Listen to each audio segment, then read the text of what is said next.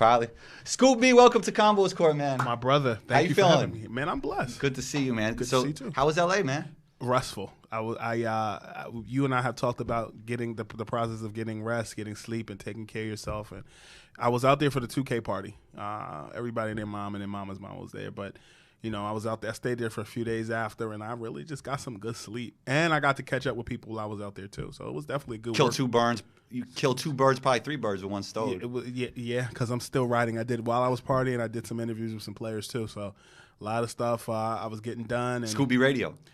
Well, actually, none of it is going on Scoopy Radio. For real? I'm using it was noisy. So, you know, as an NBA writer, where I'm a senior writer at both Basketball Society and Heavy.com. Right. I've been writing a ton of stuff, funneling it through Heavy.com. So, right. Yeah, I did interviews with Anthony Davis, Dwayne Wade, Damian Lillard, and a few other people too. So, yeah, just a ton of writing. Thank God I have interns so they can transcribe. That's a fact. Yes. That's a fact. Yo, so, you know, I'm always interested in when I see some of these players getting upset over their 2K ratings. What do you make out of that? It's subjective. Yeah. I think a lot of times when people tell you you're great, right. You have someone who doesn't play the game or someone who maybe is not an expert in the players' minds, quantifying you with a number. Right, and right. it's like, well, how do we get to that point? Right. So I think it's more than anything. Ronnie always says it could go up during the year too. That's kind of like his response to it. Ronnie's told me that. Ronnie has said, I remember 2 seasons ago, which would have been Donovan Mitchell's actual rookie year, as opposed to Ben Simmons' not rookie year. And you caught that, right? Right, yeah. I was at the NBA2K draft, the first one, and Ronnie and I were talking about, I asked him, what players' ratings significantly went up throughout the course of the season, and he named Clint Capella, Donovan Mitchell, Luka probably. Well, this was 2 seasons ago. People get mad I talk about Luka almost every episode. Well, Luka's dope. I don't have a problem with Luka. Yeah, for sure. I think it'll be interesting to see what his sophomore year will look like. But, yeah. You know, to go back to the ratings thing. The ratings thing, he said that those 2 players, their ratings had the most substantial rise in one season. Like that, they set like a record ratings-wise on the game. Right. You know, they have Donovan Mitchell and Zach LaVine tied at 97. I think Zach LaVine is a little bit better of a dunker than Donovan Mitchell. Zach LaVine is elite. Like, I haven't seen too many dunkers besides Vince better than Zach LaVine. Like, just dunking. I've gotten to spend some time with the Bulls and Zach LaVine this year, and the thing that in talking with him and really just getting to know him that I respect is his journey and his return. So he works hard too. To have a 97 rating after those substantial injuries that he had when he was in Minnesota, to me to have a 97 is like Derrick Rose return to prominence worthy in the sense of you know on the NBA court. I don't know what his rating is on 2K, but I'm pleased that he has a 97 rating. What rating does LeBron have? Oh, overall, I think he's tied for number 1 with Kawhi, if I'm not mistaken. So 99? I think close to it, yeah, around there. 98.5, 99. Yeah, I mean he deserves that. Yeah, I mean, and then when you look at Zach LaVine's, to go back to your point about Zach, like the numbers that he put up this season were the most that a Bulls player put up since Michael. All-star numbers almost, right? Yeah. It's just, you don't think he only played like maybe 62 to 65 games this season. With that type of box office appeal, you'd think, you know, with all the dunking and with the stats, you'd think he'd get more hype, but I guess it's because he's on the Bulls and they're not doing well. Yeah, but you know, the Chicago Bulls, to me, I mean, they're talking playoffs. Kobe White, I wrote this the other day. He impressed me in Summer League, by the way. I was out there. He played his tail off. Yeah. When you looked at that team last year, one of the things that really was a blunder for them was just injuries. Wendell Carter Jr., for one, told me that, you know, he really wants to create his offensive identity this season. And I think that with a healthy Wendell Carter Jr. and adding Thaddeus Young to their core, a veteran leader, they're going to be interesting to watch. I think that's very confident of Kobe White to speak that highly of a Bulls team. But the Eastern Conference, to me, is going to be an interesting dichotomy in and of itself as well. Definitely. So, yeah. Definitely. All right, let's shift to Team USA. You know, do you feel we're trending to a place where I mean, I know we didn't have the top guys this year, but do you feel like we're trending to a place that even if we do bring those top guys, that it won't be enough eventually? I think Kobe Bryant said it best the other day, that there won't be a cakewalk to the Olympics. In '92 is a far distant memory for USA Basketball. I think that USA Basketball is kind of in a similar situation that they were in 2004 when they won the bronze medal and Carmelo Anthony threw his medal out the window or threw it in the river. Is that a fact? Yeah. Which river? I don't know. That's crazy. I didn't even know that. But he tossed his medal. Oh man, Google's your friend. Yeah. but when I look at just Team USA at large, I think number one, when you talk about Melo, I didn't like the fact that they didn't bring him back. I think that he wanted to. There are players. You look at You look at other countries. There's guys that play for their country that don't play for a team. I think that was a little bit elitist on Jerry Colangelo's part to exclude Carmelo for whatever reasons that there were, but because they definitely could have used some veteran leadership. You had a lot of people who pulled out, but come Olympic time, you're gonna have to really step your game up and have some guys that want to play. I do like Donovan Mitchell as a piece within that USA Basketball program. And I just think they're reshaping their identity. Yeah, speaking of Melo, like he would actually fit with the Spurs. Like to me, like because you know how LaMarcus kind of plays the mid-range game. I mean, Carmelo could have that kind of role even today. Do I think Carmelo will get a job? I don't think so because of the way the modern NBA is. But that would have been a good mix with Popovich, and obviously he's one of the greatest Olympic players ever. Are you asking or telling? Yeah, I'm talking. What do you think? I do think that the Spurs would be an interesting fit. Yeah. But and I said that last season. Yeah. I also thought Portland was a good fit last season. But I think Cantor, he doesn't want to go there, I think, right? I don't think Portland wants him. Really? Because I think Damian has said that he wants him, but I guess not. Portland doesn't want him. What I'll tell you is this: last season there was a strong push for the Los Angeles Lakers. As you know, I've been in tune with a lot of stuff that has been going on with the Lakers throughout the last year. And what I'll tell you is that there was talk. Carmelo Anthony was having a conversation with the Lakers and his representation, and but Melo's looking to be with a championship caliber team. I remember I spoke to Jerome Junkyard Dog Williams on the Scoopy Radio podcast this year, and he said to me that he felt that Melo could have went to any other team and kind of built up his resume and then gone to a championship contender team and compared, Jamal Crawford playing for the Suns and Vince Carter playing for the Hawks, and that there could have been a lot of teams. I mean, when you look at the Detroit Pistons, they were at AFC. They played the Milwaukee Bucks. They lost. They could have used them, but at this point, I don't blame Melo for wanting to be on a specific team that fits his need. You look at somebody like Wayne Ellington, who could have went to a Lakers team, could have went to a few other teams when he was bought out. He went to Detroit, didn't he? And he earned his stripes, and then now he's in a situation here, which I honestly think that he could be a guy that could be a huge competitor in the three-point shootout at the All-Star game, All-Star weekend this coming season. But when you look at Melo, I can tell you on record that the Nets, as well as the Lakers and the Clippers, still do have significant interest in Melo. Yeah, I mean, I don't know if his game fits the modern NBA anymore. Like I've said that before, but it's like, and partly is that because he operates from like the mid-range area. Like Jamal Crawford doesn't have a job either, but he operates more from the outside, which creates more spacing, even though they're both ISO guys. I talked to Jamal. He and I have been texting off and on last week. Okay. And, there are some teams that have significant interest in him, and he's been talking, but nothing that's imminent right now. And I think you're right when you talk about Jamal Crawford. Yeah. Even as the ageless wonder, even at 38, 39 years old, he can still distribute the ball. I remember going to a Nets-Phoenix game last season, and they were coming off of a game on a back-to-back against the Wizards.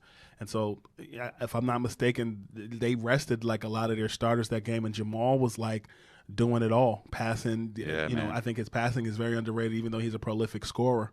For sure. When you talk about Carmelo Anthony, I think one of the other things that gets lost in translation is this.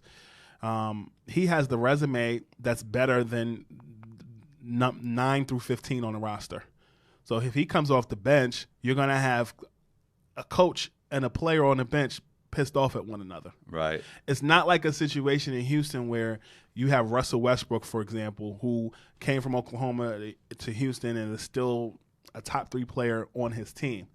I think in that example that I use, you look at Mike D'Antoni. I think he and Russell Westbrook are going to have issues throughout the course of the season because Russell is used to having his way under Billy Donovan in Oklahoma. So when you look at Carmelo Anthony comparatively, he's a guy that is going to come off the bench that may be a problem for the coach because he's not going to feel like he's going to get significant minutes. And I feel like in a Brooklyn system, particularly because Kurux is out because of the situation with his girlfriend, you look at Wilson Chandler, who's out for 25 games. KD is out. Yeah. He'd fill that role that Jared Dudley. Placeholder for KD?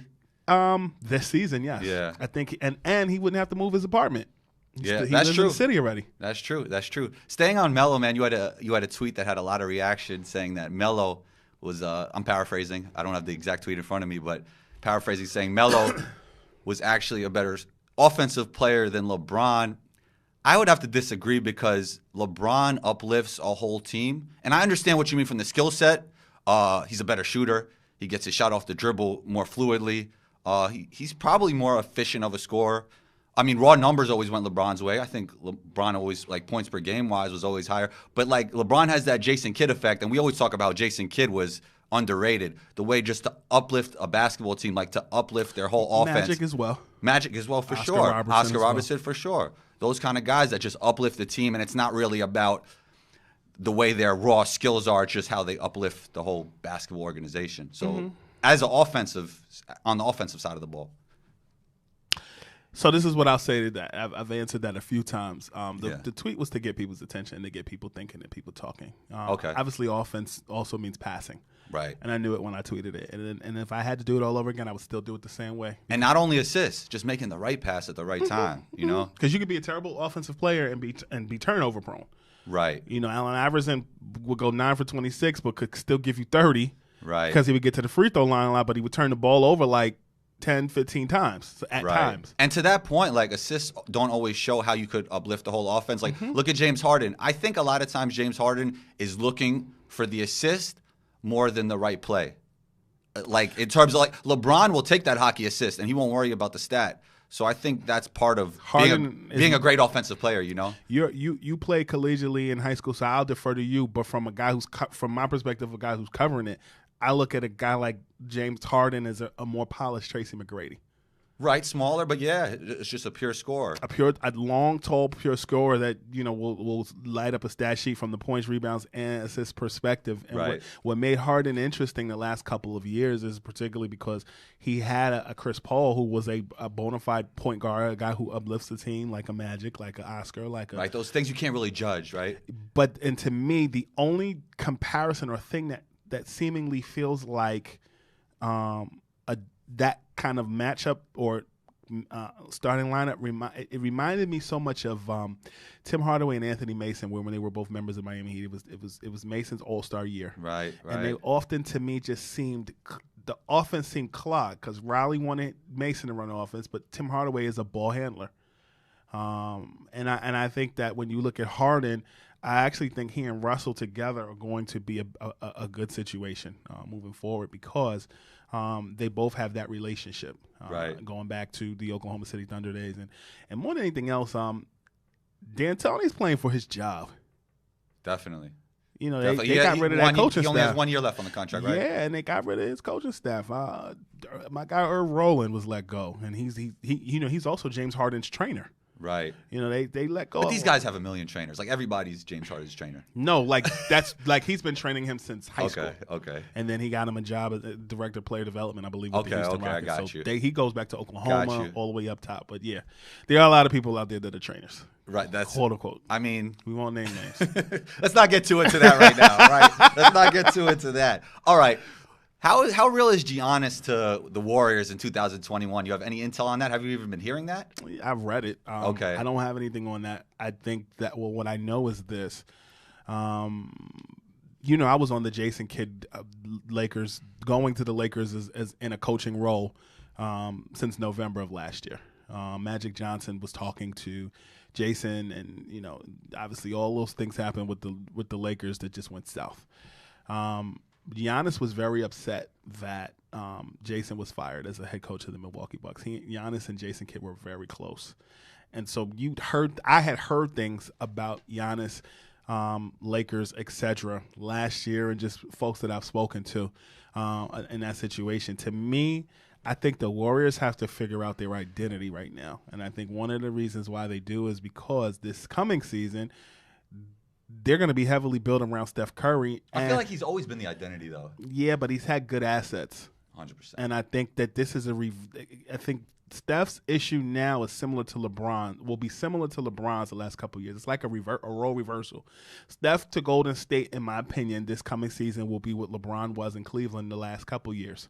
Right. One of those seasons, I said this before, LeBron should have won MVP of that finals. I think when Iguodala won, even 2015. Even though they lost, like, that's one of the greatest finals performances, like, in terms of a series I've ever seen. Like, the way he uplifted his team, as I spoke to earlier, like, was just ridiculous. And if Kyrie and Kevin Love weren't hurt, we'd have 2 championships in Cleveland right now.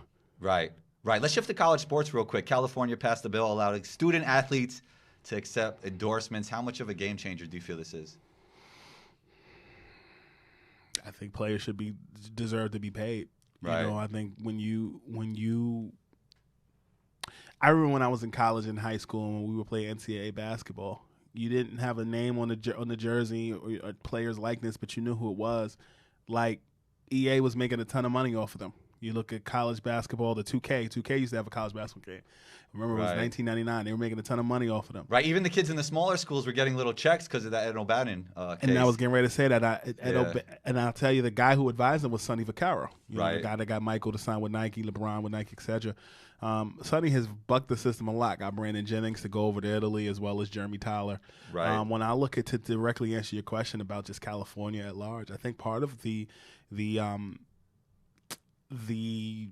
thought-provokingness, if that's a word, of that was what happened with LeBron and Maverick when they got that guy that was playing, I can't remember his name, but he was playing college basketball, and he paid him to design as an internship. It was like an internship, and then it led to a job, the New Balance sneakers. Oh, yeah. Oh, man, I was watching him play in Summer League. He's tough, too, 6'11", could play.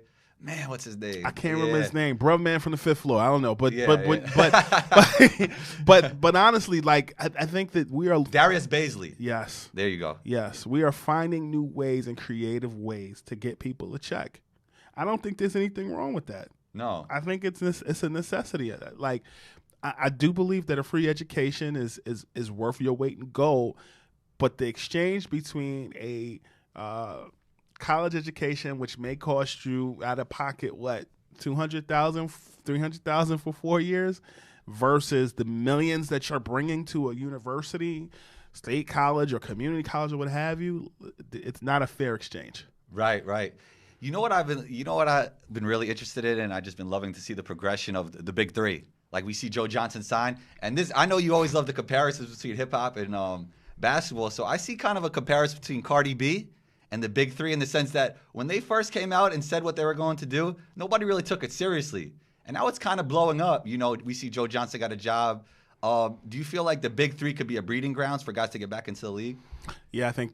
And do you see that? Do you like that comparison? I do. You can't mess with me if you want to. I think it's funny you bring that up. Although basketball is what I primarily write about, Clarissa Shields, women's boxing champion. Me and her were going back and forth texting, and I wrote an article today. Cardi B's dentist is actually her dentist, and I wrote an article today about the lines that they share with the dentist, and how Cardi mentioned "got a bag and fix my teeth" in her song. Yeah. So Clarissa, if you're listening, you got a bag and you fix your teeth. She's got to fight October 5th. Okay. Out in Flint. But to go to your point about Joe Johnson and just a breeding ground at large, I think the big three is an adult G League. That's a fact. I could see it. It's an adult G League, and I think with Joe Johnson, one of the reasons I think he had to go to the big three was because when you looked at his shooting percentage that year in Houston, it went down. But the thing is, in Utah, people forget how much of a good leader he was. Yeah. I mean, he was playing with Rudy Gobert, some of those other guys. I think that was pre-Donovan Mitchell. Right, definitely. A Detroit situation reminds me so much of Wayne Ellington last year. Right. But the thing is, with Detroit, they've added Derrick Rose, which I'm a big believer. He's going to do some numbers this year, hopefully. But the thing that is going to be very interesting to see is that logjam at the guard position with he and Reggie Jackson. Like, it seems awkward that they're both in that offense together. Right. Scoop B, man, thanks for coming on Combos Court. You're always welcome back on the show, man. Appreciate you. My brother, thanks for having me. Anytime, bro. Anytime, bro. Thanks for being here. Seriously. Of course. Where can we find you, though? That's what I want to know. Well, I'm a senior writer at both Heavy.com and Basketball Society Online. Okay. And you guys can search that. And also follow me on Twitter at ScoopB. Instagram and Snapchat at Scoop_B. And make sure to subscribe to the Scoopy Radio podcast. Scoopy Radio got 3.5 million streams last year. We've had anybody from the voice of Siri to Charles Barkley, Kenny the Jet Smith, Jamal Crawford, a myriad of other people. But Scoopy Radio is making waves. Scoop B, we're out of here, man. Combo out, Scoop B out. We out. Later. Deuce.